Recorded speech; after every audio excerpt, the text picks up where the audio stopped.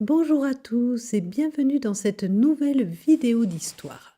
Aujourd'hui, nous allons plonger dans la France de la Belle Époque et nous allons voir comment, entre la fin du 19e siècle et 1914, la France change de visage pour devenir une grande puissance industrielle moderne. Attachez vos ceintures, on part à la découverte des usines et des ouvriers qui ont fait la France moderne. Pour comprendre cette période, il faut accepter un paradoxe.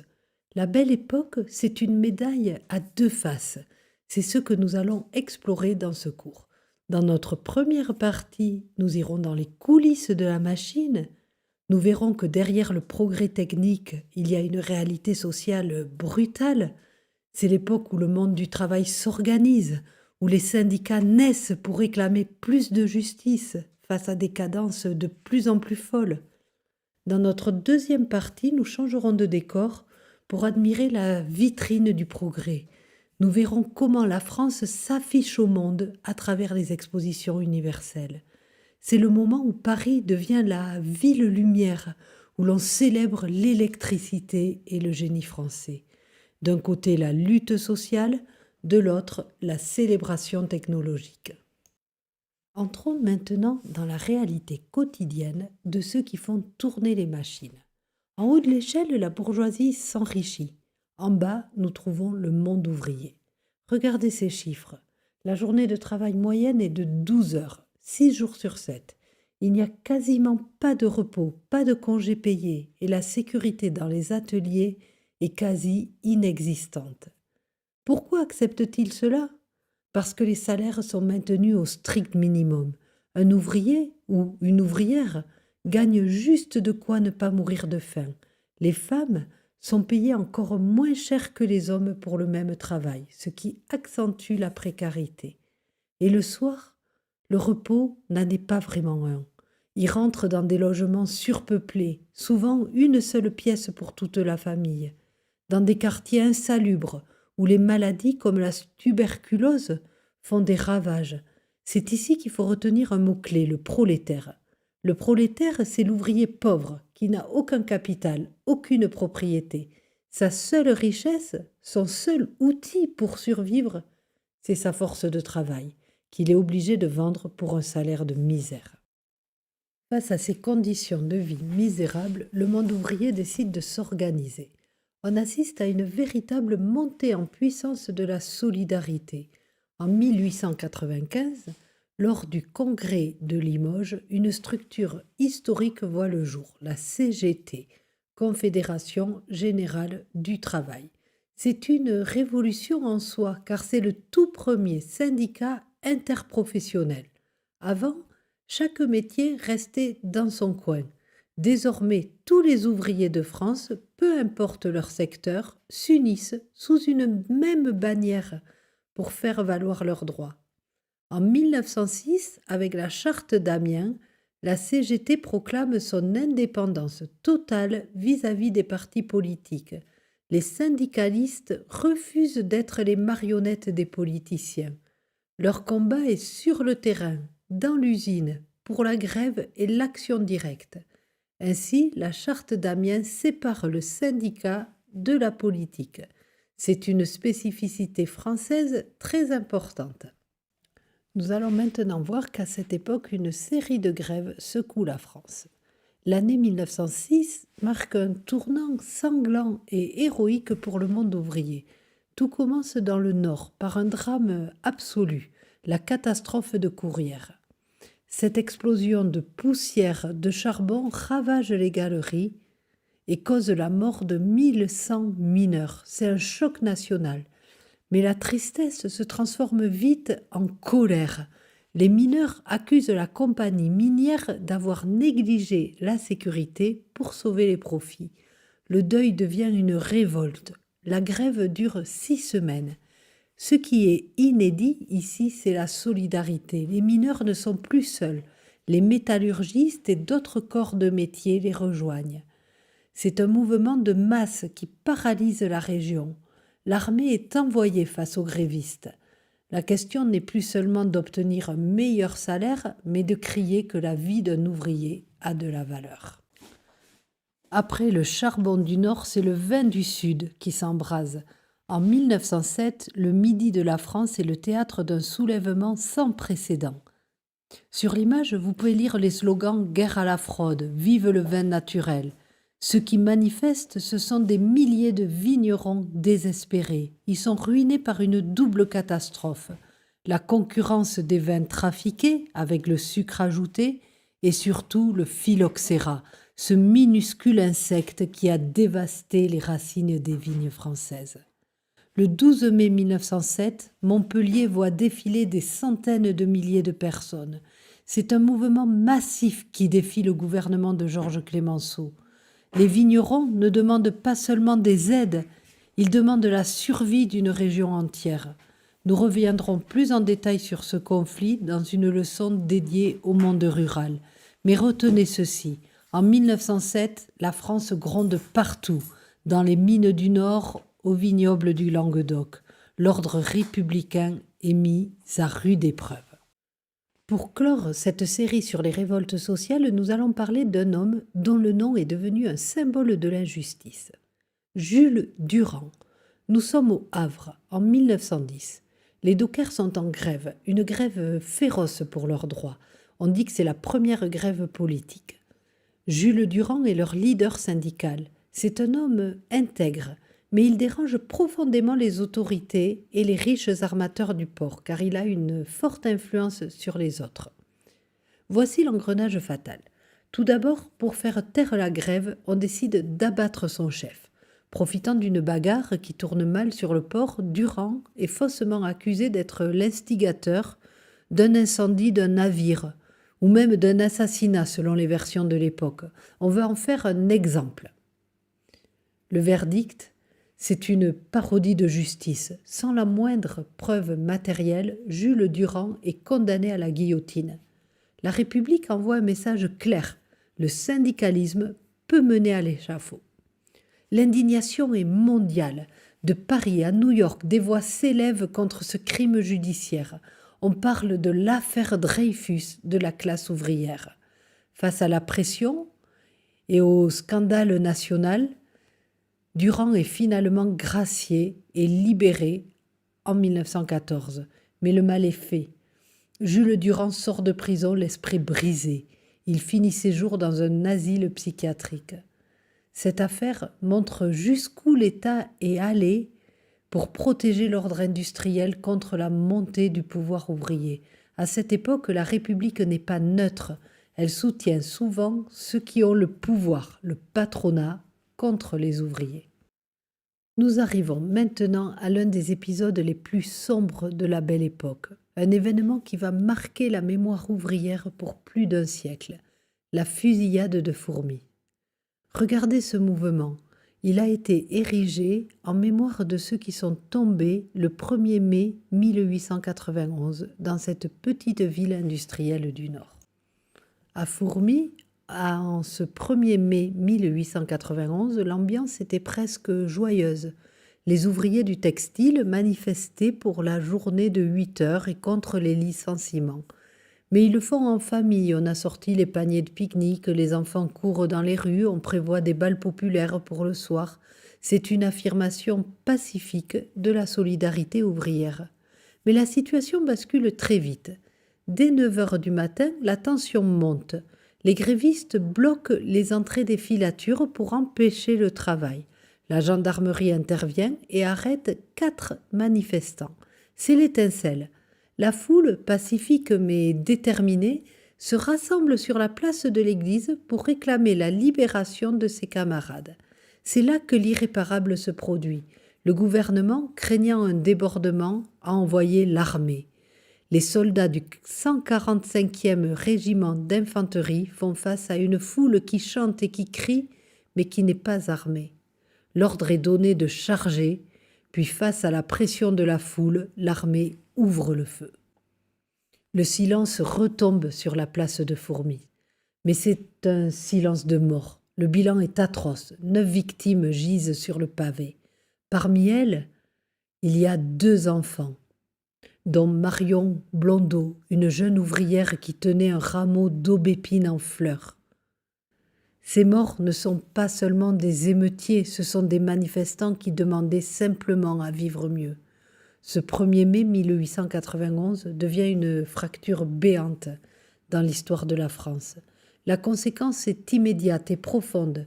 Cette répression braque définitivement la classe ouvrière contre l'État. Pour beaucoup d'ouvriers, la République n'est plus la mère protectrice, mais c'est le régime des patrons qui envoie l'armée tirer sur ses enfants. Fourmi va nourrir la mystique du 1er mai et radicaliser les syndicats. Désormais, le fossé entre le monde du travail et le monde politique est creusé. Pour conclure sur ce drame, il faut écouter la voix qui s'élève dans la tribune de la Chambre des députés, celle de Jean Jaurès.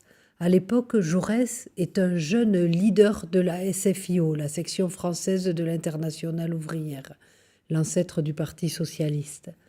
Pour lui, Fourmi n'est pas un simple accident de maintien de l'ordre, c'est une faute morale impardonnable.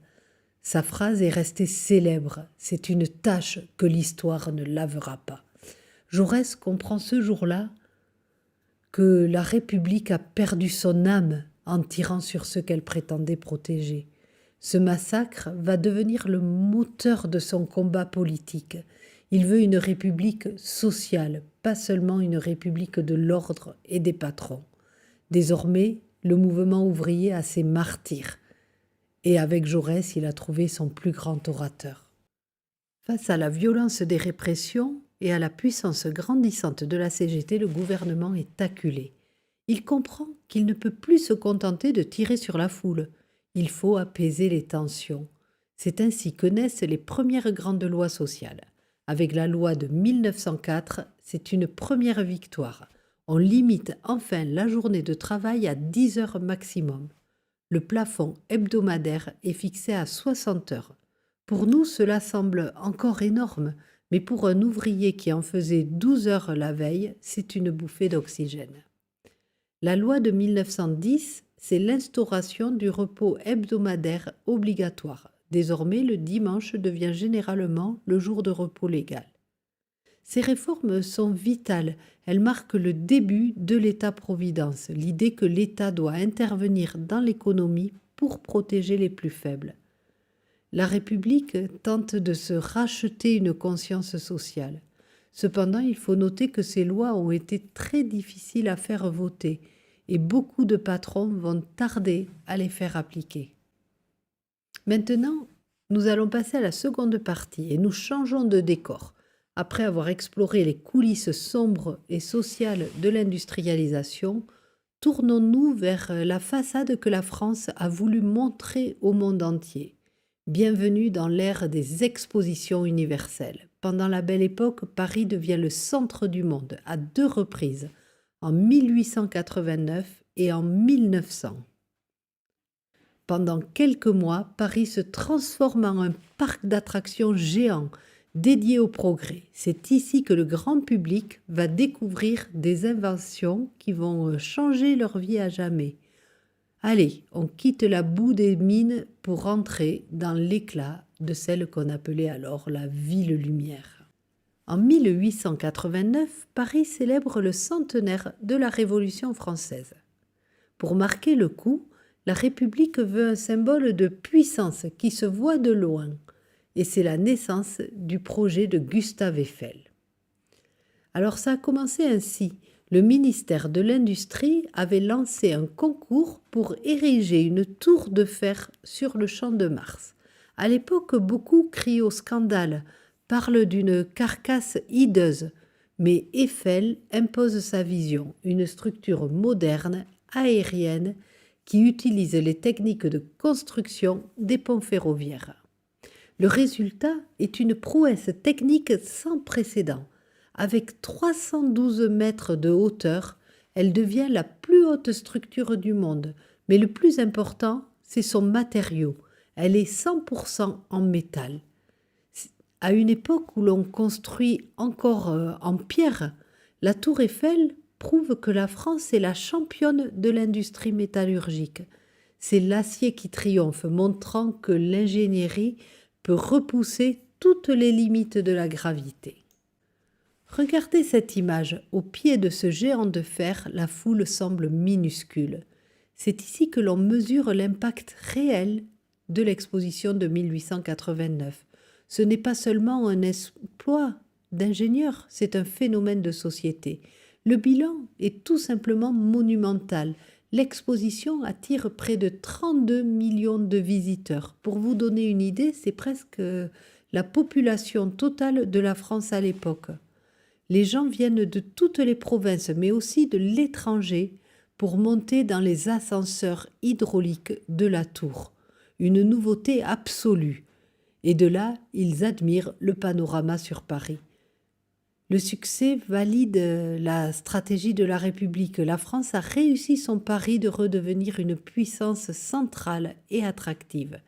La tour Eiffel, qui ne devait être que temporaire, devient instantanément le symbole d'une nation qui n'a plus peur du futur et qui maîtrise la matière. D'ailleurs, aujourd'hui encore, la tour Eiffel, c'est vraiment le symbole de Paris. On passe maintenant à l'exposition universelle de 1900. C'est le bilan du siècle et pour beaucoup, le véritable sommet de la belle époque. Paris ne se contente plus de construire une tour, elle devient une cité futuriste. Regardez ce grand globe céleste sur la carte postale. Une sphère monumentale de 45 mètres de diamètre où les visiteurs pouvaient simuler un voyage dans les étoiles. C'est l'époque où on croit que la science peut tout expliquer, tout conquérir. L'ampleur est tout simplement vertigineuse. 83 000 exposants sont venus du monde entier pour montrer leurs inventions dans cette exposition. 50 millions de visiteurs se pressent dans les allées.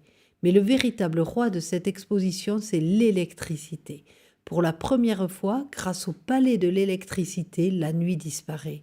Paris devient vraiment la ville lumière. On y découvre le trottoir roulant, le cinématographe des frères Lumière et les premières lignes du métro. La France crie au monde que le XXe siècle sera celui du confort, de la vitesse et de l'énergie invisible. Pour continuer cette immersion dans l'exposition de 1900, regardez ce monument que vous connaissez sans doute, le pont Alexandre III. Aujourd'hui, on l'admire pour sa beauté romantique, mais à l'époque, c'est avant tout un exploit industriel. C'est un défi technique immense. Il fallait enjamber la Seine d'un seul trait, sans pile au milieu du fleuve pour ne pas gêner la navigation. Les ingénieurs ont réussi à créer une arche métallique extrêmement plate, seulement 6 mètres de haut pour 107 mètres de large. C'est une prouesse de la métallurgie française. Ainsi, sous les dorures et les statues de bronze, il y a une structure en acier. C'est le contraste total avec la tour Eiffel. Ici, on cache le métal sous la décoration pour montrer que l'industrie peut aussi être belle. Vous voyez ces lampadaires monumentaux ? Ce pont est l'un des premiers à être entièrement conçu pour être éclairé à l'électricité. La nuit, il brille de 1000 feux, symbolisant cette ville lumière que Paris est devenue. Ce pont porte le nom du tsar de Russie, montrant que l'industrie et les grands travaux servent aussi la diplomatie de la France. Inauguré en grande pompe pour l'exposition, il relie les deux rives du fleuve et surtout, pour cette expo, c'était les deux palais, le Grand Palais et le Petit Palais, où se trouvait l'exposition. C'est le mariage parfait entre la force de l'acier et le luxe de l'art français. C'est l'image que la France veut laisser au XXe siècle, celle d'une nation riche, élégante et qui maîtrise bien la technologie. Toujours lors de l'exposition de 1900, levons les yeux vers cette structure incroyable, la Grande Roue. Située tout près du Champ de Mars, elle est le symbole du divertissement industriel. Imaginez, elle culmine à 100 mètres de haut. À l'époque, c'est l'une des plus grandes attractions du monde. Et voici quelques chiffres pour réaliser l'ampleur du projet. Elle possède 80 nacelles, chacune pouvant transporter 30 personnes. Pendant toute la durée de l'exposition, elle accueille près de 2 millions de passagers. C'est une expérience inédite pour les gens de 1900. Pour la première fois, on utilise la puissance des moteurs industriels, non pas pour forger de l'acier ou extraire du charbon, mais pour offrir un panorama spectaculaire et un moment de frisson. Pourtant, comme beaucoup de structures de l'exposition, elle était éphémère. Elle sera démontée par la suite, mais elle restera dans les mémoires comme le symbole d'une époque où l'on pensait que la machine pouvait tout offrir à l'homme, le travail, le confort et même le rêve. Pour finir sur cette exposition de 1900, regardez ce qui reste sans doute son héritage le plus célèbre, le métropolitain. L'exposition n'a pas laissé que des souvenirs éphémères. Elle a été le moteur d'une révolution invisible, le transport souterrain. Le 19 juillet 1900, la toute première ligne de métro, la ligne 1, entre la porte Maillot et la porte de Vincennes, est inaugurée. C'est une prouesse technique totale. Il a fallu creuser sous Paris, électrifier les rames et inventer une nouvelle signalétique. Regardez ces entrées magnifiques dessinées par l'architecte Hector Guimard. C'est le style Art Nouveau, où le métal industriel imite les formes de la nature. Le métro symbolise l'avènement de la mobilité urbaine moderne. C'est le moment précis où la machine industrielle monumentale, celle qui impressionnait tant dans les palais de l'exposition, descend dans la rue, ou plutôt sous la rue, pour se mettre au service du quotidien des citoyens. Désormais, l'industrie, c'est aussi le gain de temps et la liberté de se déplacer pour tous. Voilà, nous sommes au terme de notre voyage dans l'industrie de la Belle Époque. Comme vous le voyez sur cette infographie de synthèse réalisée avec Notebook LM, cette période est marquée par un contraste saisissant, presque cinématographique. D'un côté, nous avons découvert le monde ouvrier. C'est une réalité faite de poussière, de combats entre la misère des logements, des tragédies comme celle de Fourmise, ou les procès injustes comme celui de Jules Durand. Nous avons vu naître une conscience de classe. C'est le moment où le syndicalisme s'organise pour arracher pas à pas les premières libertés sociales. De l'autre côté, nous avons admiré Paris lors des expositions universelles. C'est le triomphe de l'acier, de l'électricité et de la vitesse. Les expositions universelles ont projeté la France dans le XXe siècle, offrant au monde l'image d'une nation inventive, capable de construire des tours de fer et des métros souterrains. Retenez bien ceci, la France moderne est née de cette tension. Le luxe des palais de 1900 n'aurait pas été possible sans le travail acharné des usines. C'est cette alliance entre le progrès technique et la lutte sociale qui a dessiné le pays dans lequel nous vivons aujourd'hui. Voilà, c'est ici que s'achève notre cours sur la France industrielle de la Belle Époque. J'espère que cette présentation vous a permis de mieux comprendre comment notre pays s'est transformé et quels sacrifices ont été nécessaires pour construire la modernité que nous connaissons. Je vous souhaite de bonnes révisions. Si vous avez des questions, n'hésitez pas à me les poser. Merci à tous pour votre attention, travaillez bien et à très bientôt.